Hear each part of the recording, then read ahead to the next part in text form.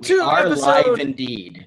We are live indeed. Welcome to episode 87 of the Crafty Boys. I think this is only our second show for 2017, if memory serves. It is. Is it? Because last week we bailed because I was really sick. And Alan, we were all sick. Too. I think Alan, you were sick too. Dave was just a weirdo. I was good to go. You were good to go. Oh, you were? Okay, I thought you were sick for some reason. I don't know. So Dave, check this right out. now. Oh yeah, Dave. Oh God, yeah. Oh yeah. Oh yeah. Look at this. Look at Just Dave. for that, yeah. I'm gonna grow. I'm gonna grow my fucking beard. Shane, it's not that glorious of a beard. Okay, It's when you look kidding? like ZZ Top. When you this look is a like good point. ZZ Top, then you can go stroking it around. Then I'll be able to walk around, singing about how I got to get paid. Yeah. Yeah. Anyway, hi everyone. I'm certainly sure that this is the fourth Wednesday of the month. So we've only managed to do twice, although the fourth it was kind of Christmassy. But this week the beer was chosen. I'm not sure why we chose this one, but I think it's because Dave has no epic beard. Dave, explain. Are you kidding me? Seaport Vanilla Stout. What's not to like about vanilla? That's what I want to know. What is not to like about vanilla? Show the bottle. It's pretty sweet. Seaport Vanilla Stout by Lighthouse Brewing Co., a friend of ours. Victoria. We've had lots of Lighthouse before. We have. So Dave, tons. Maybe not on the show. But No. I'm talking But about I mean, Okay. you know what? To be honest, I kind of wonder if this is the first Lighthouse beer we've had on the show. Smell that It may bottle well be. cap. Oh, it's opening. That's like All right, I'm pouring. smelling the bottle cap. All right, look at that. Pouring into my original 16 overalls. Okay. Hear me out. All right. The bottle cap smells like teriyaki sauce to me. Really? Teriyaki sauce. It's kind Now of like that you've said it, this of course, it's gonna. Look at this. Look at the color of that head. That is a dark color. Look at that color. Wow, that is a really bad pour. I wanted to see what the head color was like, and I poured badly on purpose. Sure. Hey, Peanut Gallery, come here. That is a chocolatey looking beer. Although It is a chocolate is chocolate- nothing to do with Indeed. this. Look at that. Is it in my girl cup? It is. Beautiful. Would you like to say thank you? Thank you to me, because I bought the beer. That is chocolatey. Ooh. You know the weird thing is, I'm tasting chocolate. I'm not tasting vanilla.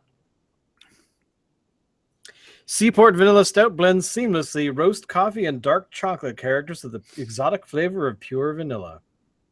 Huh. I was just gonna say coffee and chocolate. That's what I'm getting. Yep, totally. Coffee and chocolate. But yeah, it's Not a bad vanilla. thing. Not a bad thing, but Not I'm at not all. tasting any vanilla. No. So the Seaport Vanilla Stout, which of course, if we were to look this up, which I'm sure Dave has looked up and will educate us all. Oh, for sure. It has an IBU. What's the IBU rating, Dave? Oh, hang on. Beer units. Where are you? Look up the international Nope, beer. it's not on units. here. It's not on the bottle. So Dave, It's not on the bottle. Dave, what made you Yes, choose yes. this beer? Well, okay. For one, I didn't think we'd done Lighthouse. That was part of it. And that also kind of made me worried a little bit because I'm still sort of on the fence about getting Island stuff because I'm never quite sure which of them Shane can get his hands on. Right. You know what I mean? So, but I thought, I think I've heard Shane talk about Lighthouse, so I felt okay about getting this one. Vanilla, whatever. I'm all about vanilla. It sounded just good. And I gotta say, I like the label. It's not complicated or nothing. It's not fancy, but it's such a cool design. I really like it. So, you know, and that's funny. That's one thing about Lighthouse that I have found kind of unappealing. You know, when I'm looking at the myriad of selections on the shelf at the beer store, I'm drawn to interesting looking labels, and these ones, you know, it says what it is, but it's very plain. It's got their logo, and it doesn't draw my attention at all. It doesn't. No, it's very quiet. So very quiet. I tend to overlook Lighthouse quite a bit, which is too bad because it's actually not a bad brew. So I just want to bring your attention to episode 77 of the Crafty Boys, which was aired on October 19th, 2016, where we covered Shipwreck IPA, which is also done by... all right. All right. We have covered a Shipwreck, a beer by Lighthouse Brewing. So let's not forget that we did, because, you know, it's amazing. It is good. Which makes me want to try the Race Rocks at some point in the future. I have tried the Race Rocks. It's actually pretty good. But not on the show, though. Not here. We need to do it here. Oh, Dave, we need to do it here. Dave, are you hearing me, Dave? Dave, we've got to do it here. So, are you sure? I got to say, I am a fan of this beer. Yeah. I fully agree Me too. that it's something we should have. We should always have this. We should drink it every day. Because, you know, we don't drink enough beer around here. But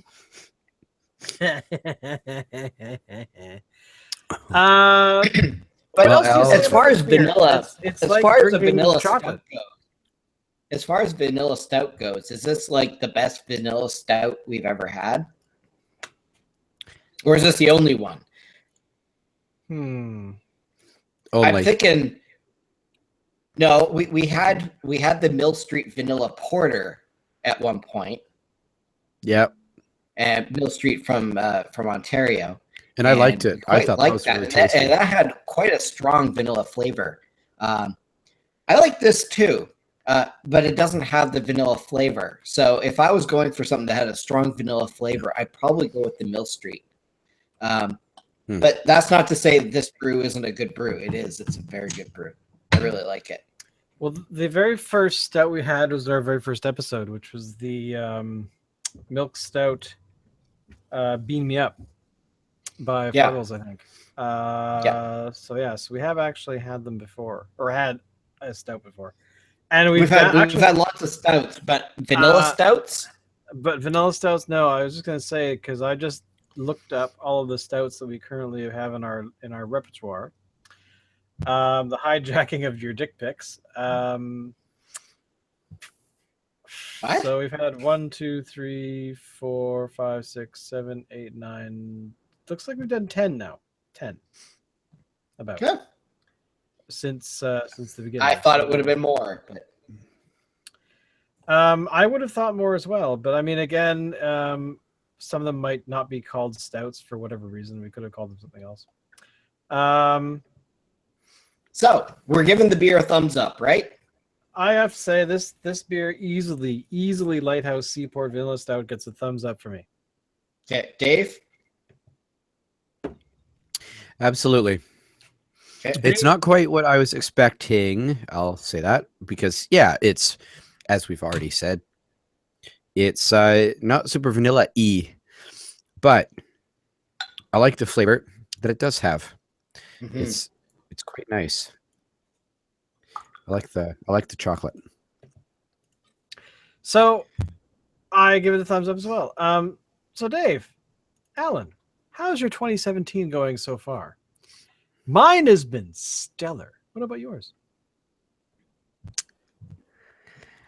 Mine has actually been pretty good so far. It's freaking Okay. cold, which I was hoping I was going to sail through this season without. So I wasn't pleased about that. It's actually been a fairly heavy cold too, actually. Right. So Shane, are you going to tell us why your 2017 has been so good? Well, let me tell you how awesome this year has been so far. I got back. I had a week of, decentness. Then I got sick, which didn't help at all. And let me tell you why I got sick.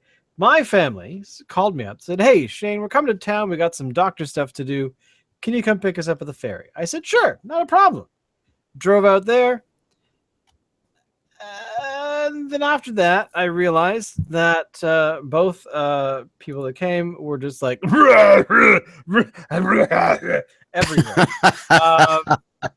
Like we're not talking just, they were coughing a little bit. We're talking like that guttural, you can hear their chest from across the room kind of thing. And so I washed my hands a lot. I was kind of like, great, I'm just going to make sure I don't get anything. 2 days later, 3 days later, I was kind of doing that thing. I'm not feeling it. I'm kind of, I'm feeling a little under, maybe it's nothing. It's probably nothing. Sure enough, it's like, I would buy like I think that was a Friday, Thursday, Friday. By the Sunday, I was just like, all right, give me something sharp because I gotta just garrot myself right here because I feel so rotten. And I'm still kind of, I'm not ill, but I can still feel the, being tired and just not being totally, 100%. But, right. So how is your 2017 been stellar? Well, I was lying. Oh, all right. You were being sarcastic. I was being sarcastic. Otherwise, it's been fine. I sent my application in for this week or last week. Sorry, while I was ill, I sent it in to be on the first manned Mars mission. So we'll see what happens. Whoa! You're going to Mars? Seriously? Going to Mars. This will be me on Mars. Hey, everyone, thank you for I'm on Mars now.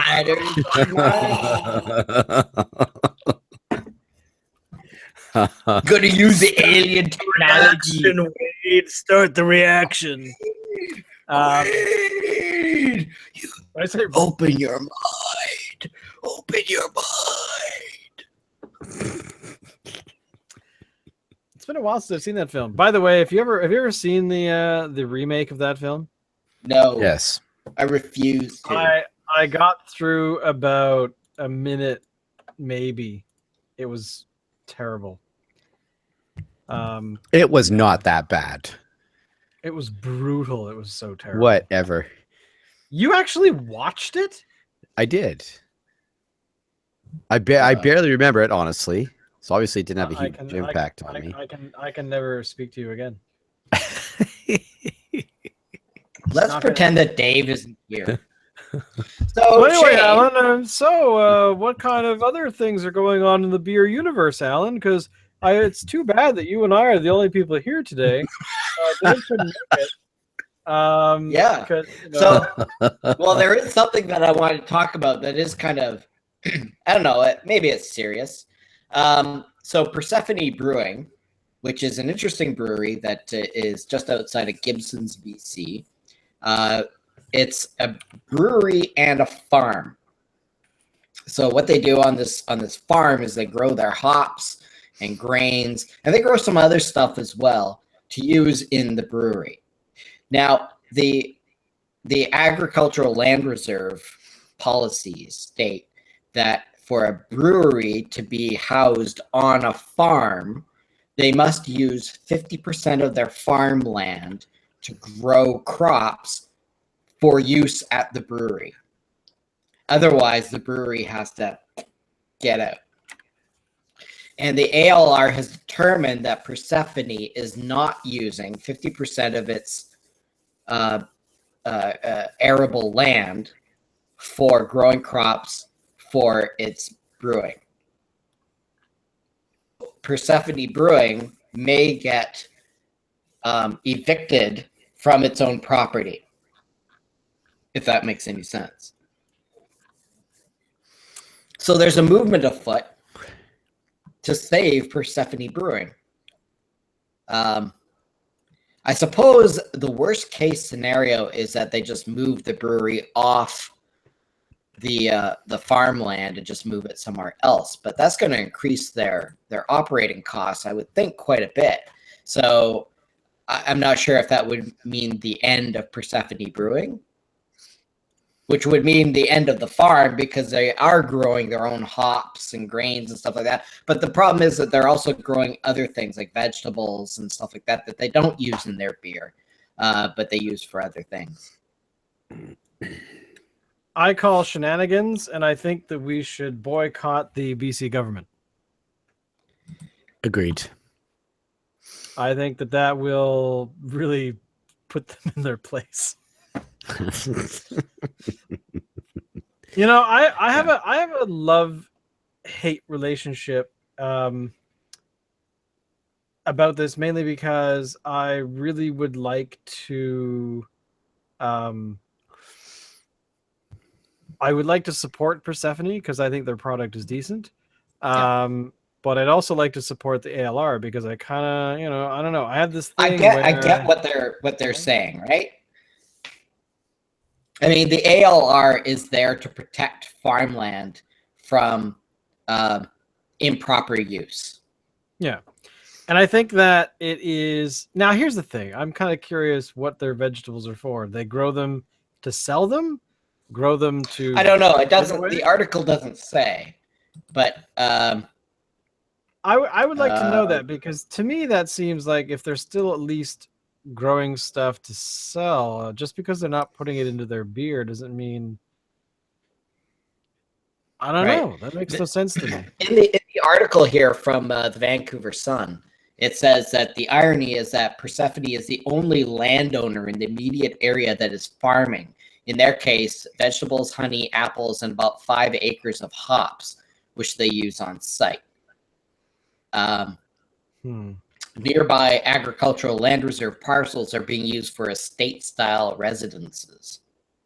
So I guess they feel like they're kind of getting a little bit of an unfair treatment, that they actually own the land and are using it for farming, whereas other farms in the area are not being used for farming.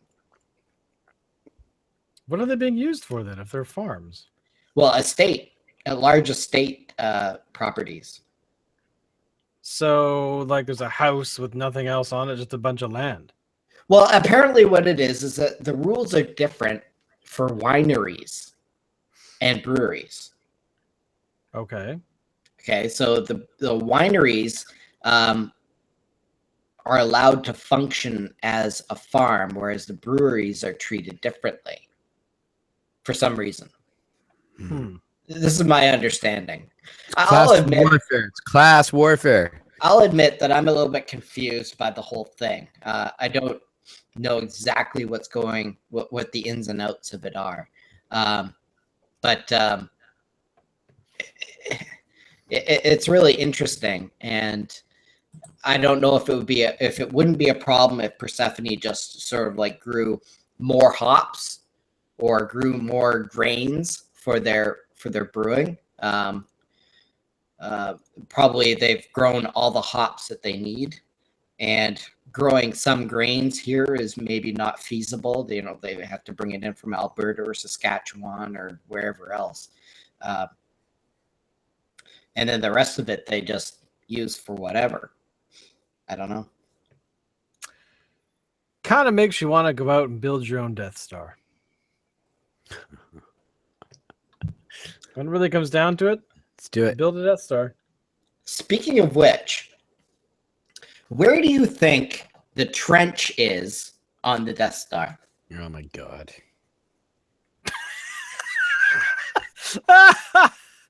That is a very good question. My assumption is somewhere in one of the hemispheres, probably the northern hemisphere.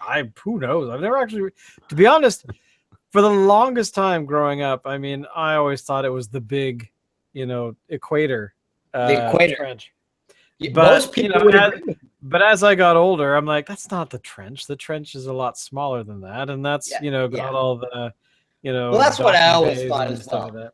Like and I didn't send you guys the link to this, but I read an article yesterday where apparently all the people at ILM had a meeting to discuss where the trench actually was, and one of the head guys there said it's not along the equator, and apparently everybody at ILM was dumbfounded by that. And actually, if you watch the 1977 film when they're in the briefing room at the end and they're looking at the plans, it shows the trench near the northern pole of the Death Star, running sort of like, downwards towards the equator from the north, from the top. Yeah. Okay, here it is. The Meridian Trench, sometimes called the Polar Trench, was a trench situated near the North Pole of the Galactic Empire's Death Star battle station. It contained its only weakness, the thermal exhaust port. After the Alliance to Restore the Republic managed... Is that what they're called? The Alliance to Restore the Republic? Managed to steal the plans of the Death Star. They discovered the fatal flaw. Consequently, blah, blah, blah, proton torpedoes, blah, blah, blah, Star Wars, blah, blah, blah, Luke Skywalker destroys station. So I did not know that. I'm kind of curious to know a little bit more.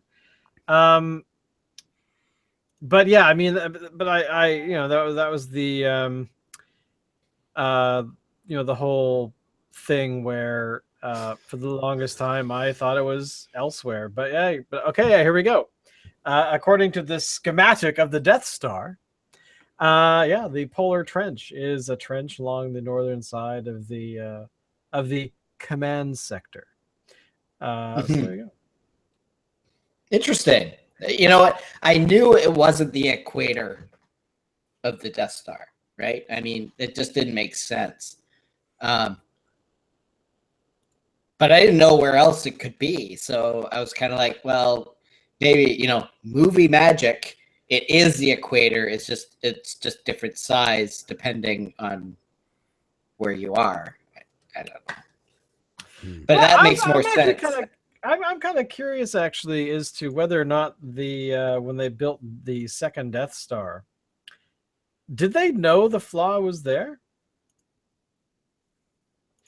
Or did they do that thing where, it's like they took a couple of planks, of 2x4s, and some, I don't know. Like, did they just? Well, clearly, in the second Death Star, they used an entirely different tactic to destroy it. If the trench was there for the second Death Star, why would they build the same Death Star again with the same trench? I'm just saying, did they know that? Like, did they know? Well, yeah, clearly. They would have. That dude in the 1977 movie said, "We've analyzed their attacks, sir, and there is a danger. Do you want your ship standing by?" Evacuate in a moment of triumph. I think you overestimate their chances. I that's true. I had actually forgotten about that line, because that line would actually kind of go, dude, so we were looking at stuff, and there's a thing with the thing.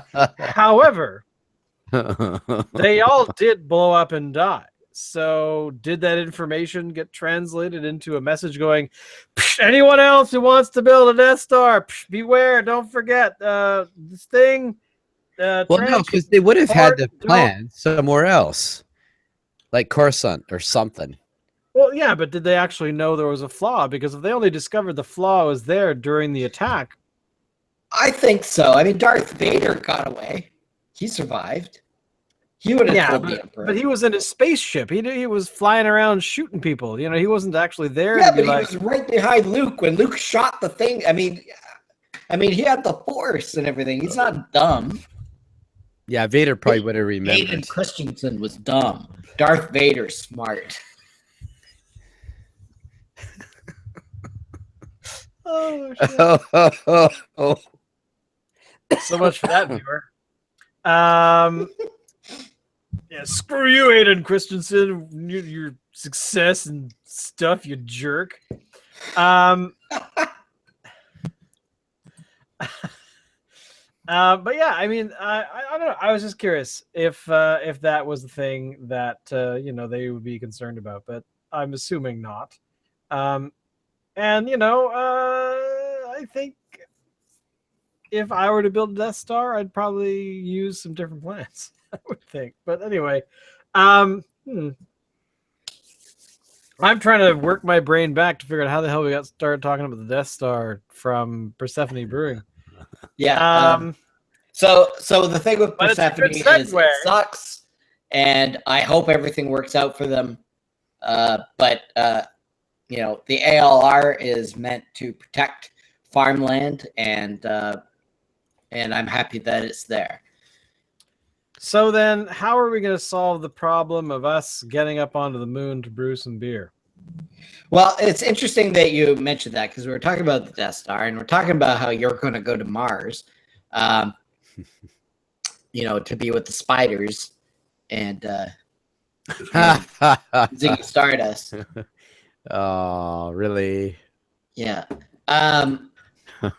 So apparently, there is no plans to build like a space station on the moon, but scientists are looking at ways that they can brew beer for when there is a space station, because that is the most important thing about going to the moon and living on the moon, is whether they can have alcohol.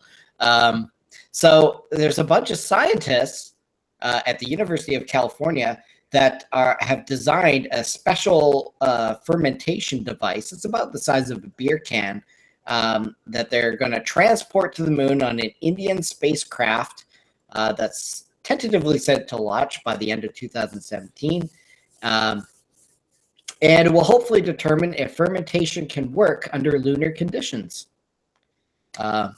I thought that was kind of interesting. I would suspect that you could. I don't see why making beer in space. The only thing that I think could affect it is the weightlessness.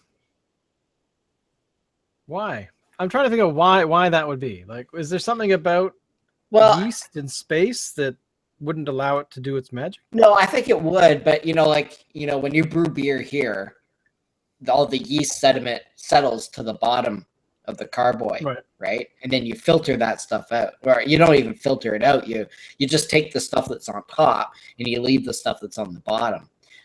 On the moon, it'll still settle to the bottom, but it won't settle to the bottom as much. So you're going to get a very cloudy beer, and you're not going to be able to filter out that trub. I suppose under pressure, though, you could potentially pull that off. But you never know. Osmosis. Yeah, well, exactly. You could. I mean, the filtering could work somehow, but yeah. But you're right. I mean, it is kind of a question that I would like them to solve, because otherwise, I take my application back. I'm not going. I couldn't get to Mars and be like, wow, guys, the amount of stone that we moved today to make that road to get that reactor set up. I mean, we've got to do that because it's really important for our electrical needs and things like that. But yeah, anyone got, I could really use a beer. Like, sorry, what? What do you mean we're not allowed? Well, screw that. Where's the escape pod? I'm out. You take off your space helmet and your eyes pop out and you're like,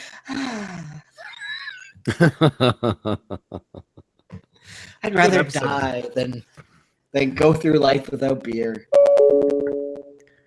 What the hell was that? That was Windows. Oh, okay. Telling me that I have some updates to install. Oh, good. It's kind of amusing, by the way, that we were talking about the Death Star earlier because I did a search for Death Star and I found a poster that says the Death Star was an inside job. So I guess it was. The Death Star was an inside job. So 2017 is turning out not too bad. We have a plethora of beer to experience and share with everyone. But what are your guys? What do you guys have? Like I don't know, what is your huge desire? Like, what beer is the one that if you didn't do this year that you would, beat somebody up? Beat somebody up? Well, I definitely want to do a barley wine this year. Okay. Well, we do have one sitting, waiting. We do have one sitting, but I'd like to do one now. Like, I don't want to. I want to do one now. Okay, what should Padawan?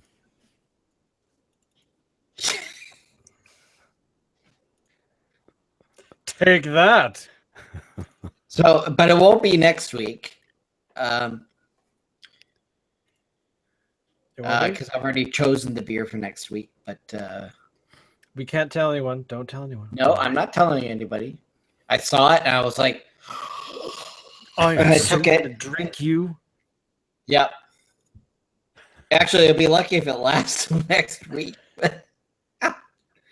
No, it'll last.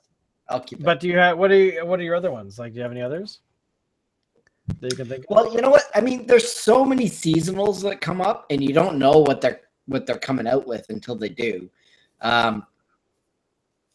So I don't know.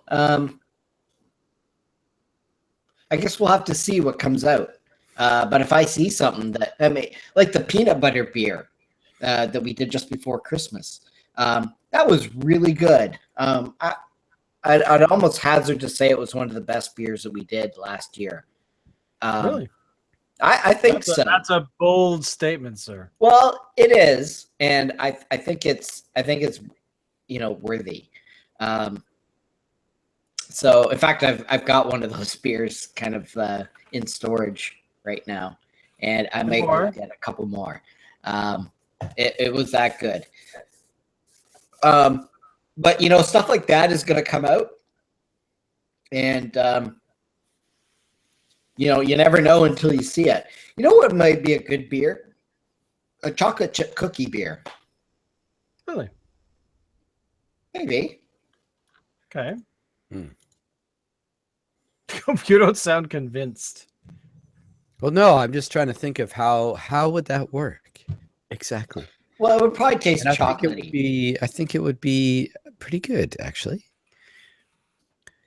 I think peanut butter chocolate chip needs to happen. Ooh, yeah.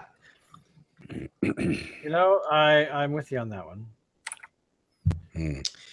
I think that's the next step. I mean, I really like the peanut butter beer, but I think a peanut butter and chocolate would go like a lot, like something with like Reese peanut butter cups like thrown into it. Yep. That's really disturbing.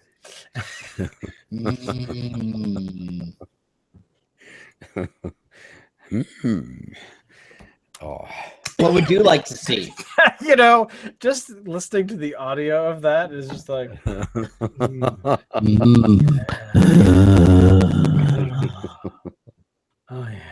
going on?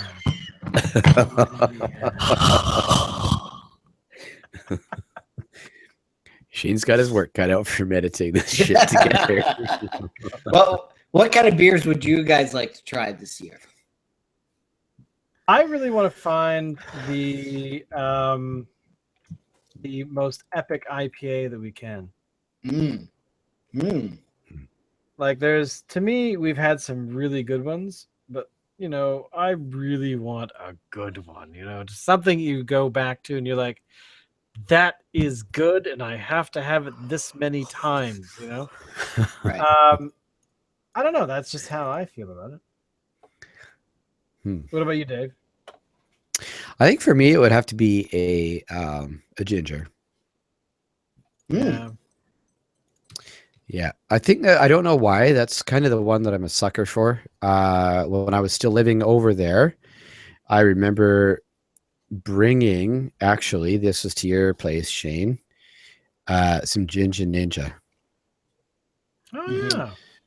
I haven't seen it, actually, in the last little bit.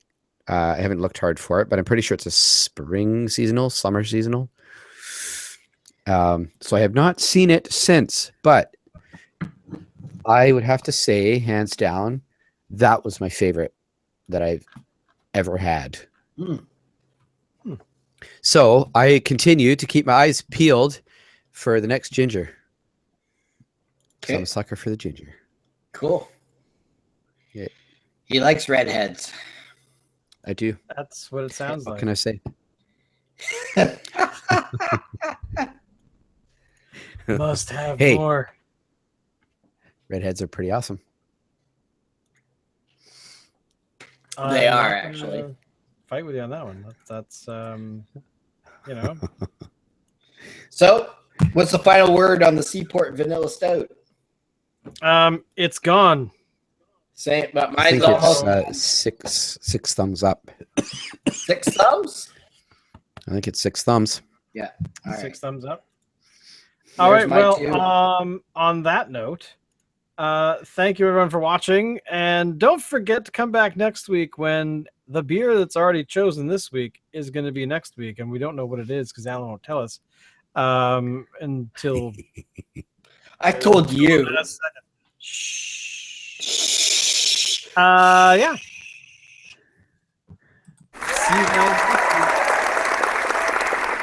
How do you stop this thing?